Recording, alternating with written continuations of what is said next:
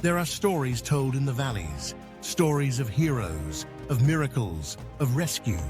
But on the mountainside, in the cold, thin air, all such tales fade, and only the crunch of your own boots against rock remains.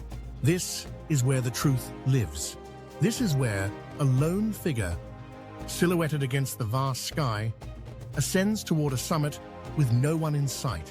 No ropes thrown down from above. No crowds urging them onward. Just the mountain, the wind, and the quiet knowledge no one is coming to save you. What will you do? Act 1. The beginning of the climb. At dawn, the mountain is shrouded in cloud.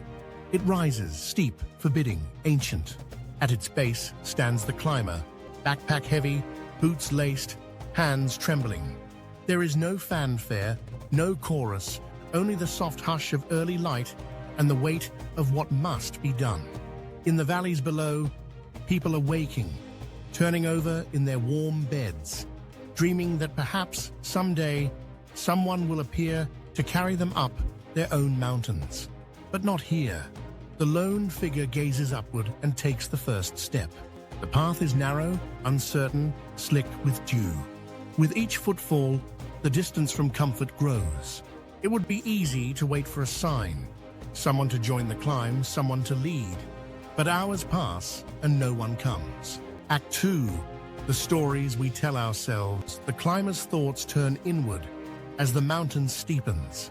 The mind whispers of fairy tales, knights who ride in at the last moment, mentors who unlock the secret, fate that intervenes just in time.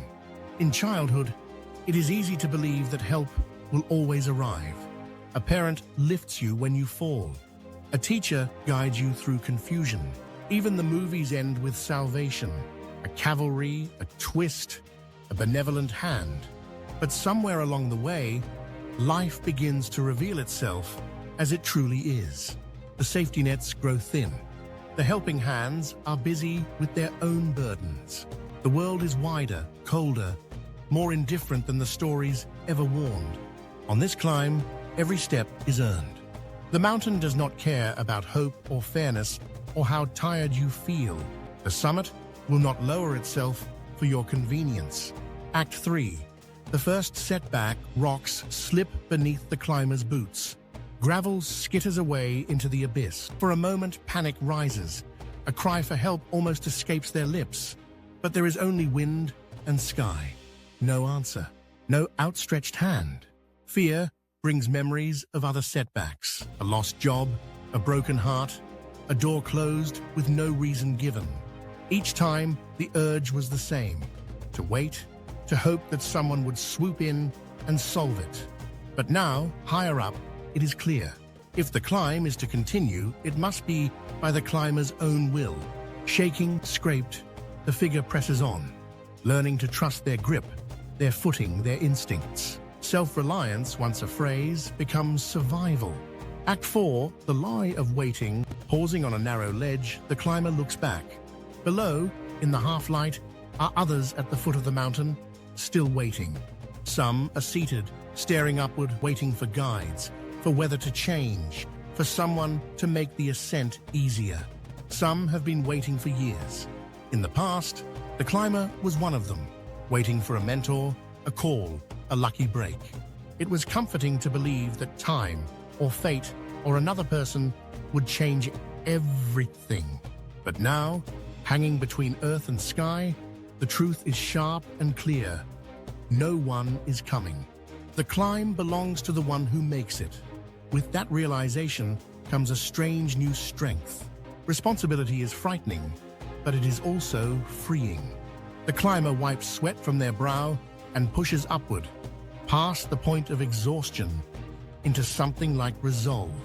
Act 5, the pain and the plateau, the air thins as the mountain steepens. Legs burn, lungs ache. The path narrows until each step is a small act of courage. The summit seems impossibly far away. It would be so easy to give up here, to sit, to hope that someone will see the struggle and offer help, encouragement, rest. But hours pass. The sky grows colder. The only voice is the wind, and the only presence is the climber's own breath. Despair is a shadow that clings close on the mountain. The climber is tempted to blame circumstances, fate, unfairness, other people. But the mountain does not answer complaints. Only the next handhold matters. In that silence, something shifts. The pain is real, but it is not the end. The plateau is a place of choice. Turn back and be carried away by regret, or climb forward and become something new. Act 6. The gift of solitude. With every upward step, the climber learns what solitude truly is. Loneliness at first feels like emptiness, a void where comfort and company should be. But with time, solitude becomes a forge. In the absence of distraction, old wounds rise, old excuses echo. The climber faces memories, doubts, regrets. But on the wind, there are also new truths. The mountain reveals that strength is built in silence, that the only approval that matters is self-respect. That courage is not the absence of fear, but the decision to climb anyway. The climber learns to talk to themselves as they once wished others would. You can do this. One more step. Breathe. Try again. There is a kind of peace in knowing that there is no rescue party, no audience, no one watching. Every game belongs to the climber alone. Act 7. Lessons from the mountain. Higher still, the landscape changes. The air is colder, thinner. The path is less certain. The climber is not the same person who began at dawn. From the struggle, wisdom grows. Self-reliance is not isolation. It is the acceptance that your life is yours to carry. Discipline means showing up for yourself every day, even when no one else cares. Perseverance is the quiet determination to keep moving, no matter how many times you slip. Ownership is taking responsibility for every step. Mistakes, triumphs, pain, progress. The climber remembers the days spent hoping for rescue, for shortcuts, for help. But now, as the summit nears, the lesson is clear. If you wait for someone to save you, you'll never take the steps yourself. Act 8. The summit in sight. The final ascent is brutal. Fingers numb, legs shaking, vision blurred with exhaustion and tears. The wind howls, and the world shrinks to a single purpose: up. With each handhold, the climber calls on reserves of willpower they never knew existed. The mountain does not give way. It does not bend to pleading or protest. Only the next action matters. A lifetime of wanting to be saved by parents, by friends, by luck, by fate, falls away. There is no one here but the climber and the mountain. The only thing left to do is climb. And so, with a shout that is equal parts pain and triumph, the climber pulls themselves over the final ledge. Act 9. Alone at the top, at the summit, the world is vast and empty. No fanfare, no audience, no welcoming committee, just wind, sunlight, and the endless sky. The climb has stripped away everything unnecessary, left only what is essential.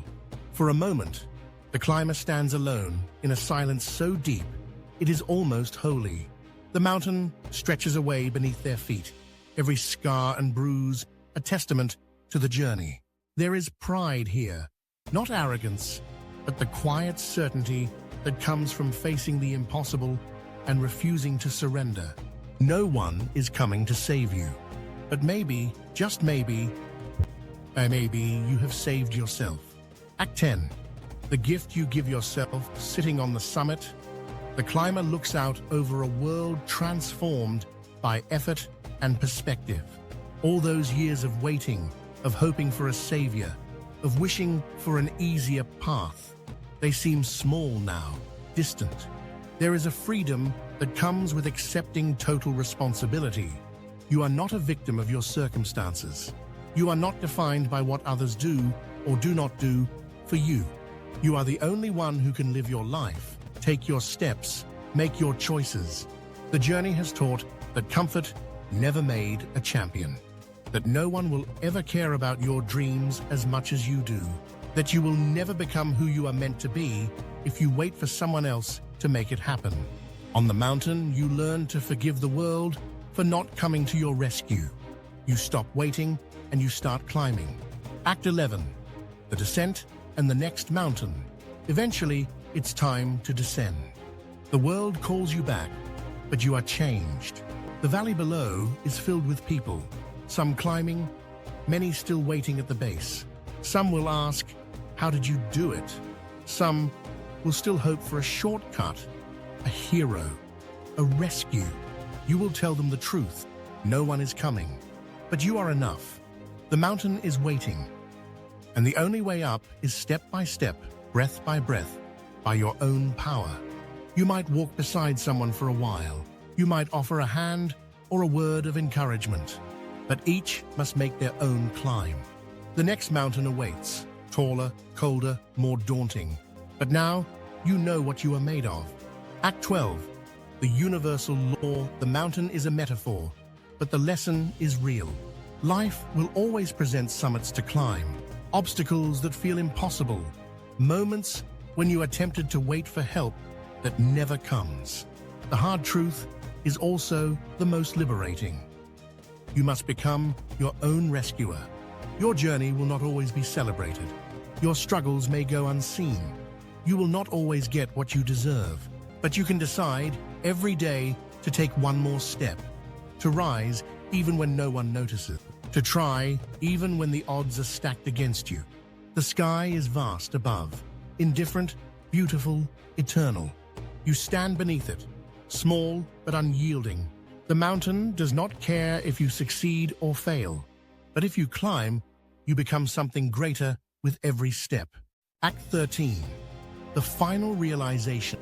At the end of it all, you will understand what few ever do. You are responsible for your life. You are capable of more than you can imagine. You can save yourself. You don't need to wait for permission, for rescue, for fate to intervene. You can begin right now with what you have, where you are. No one is coming, but you are here. You are enough. Look at the mountain. Feel the wind. Take a breath and climb.